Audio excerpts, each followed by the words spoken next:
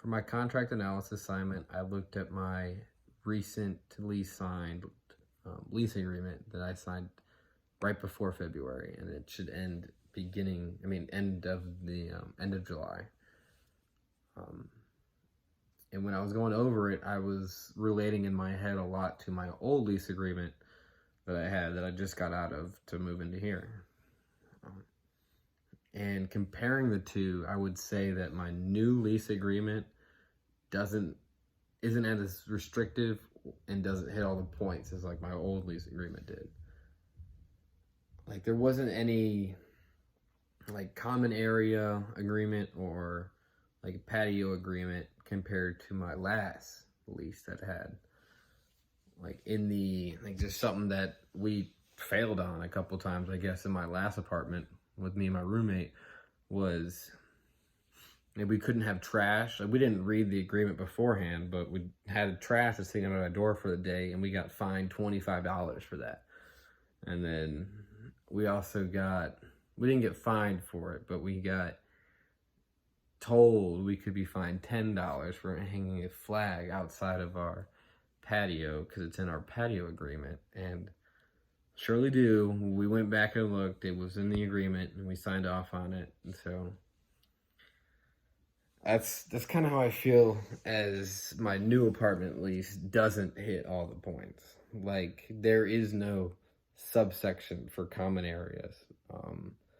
There is no like section for the patio like that we had to sign off on.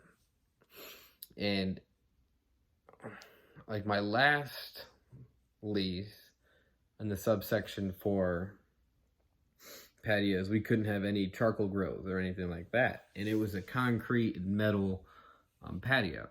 But on my patio here, we're allowed to have charcoal grills and it's wood and plastic. So I feel like I kind of was looking for it, so to say, when I was going through this assignment. And when I didn't see that, I saw that, I kind of laughed to myself and was like, oh, that's safe. The wooden apartment is allowed charcoal grills, but the concrete, you're not allowed to have charcoal grill on it. So I'm not sure about that.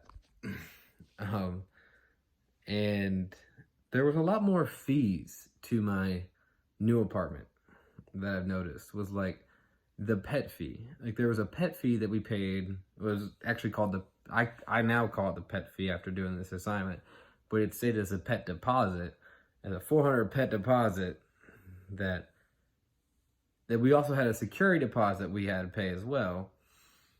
And when I looked into the lease, it says that pet deposit is non-refundable, and it only covers up pet damages. So like the carpet or like the little tears up of the door. But like if I punched a hole in the wall, it wouldn't cover that. So like that would come out of our security deposit, but the pet deposit would still be taken completely gone, even if we don't use the whole 400. So I thought that was kind of bogus in that I've noticed. Nothing really like big other than that I've noticed. And oh, yes, there was one other thing. There was a whole misspelling in my new lease agreement. Is premise. They forgot the R in premise, and I don't know if that affects the contract and its legitimacy, but I think I might ask a question on Tuesday about that. So, thank you.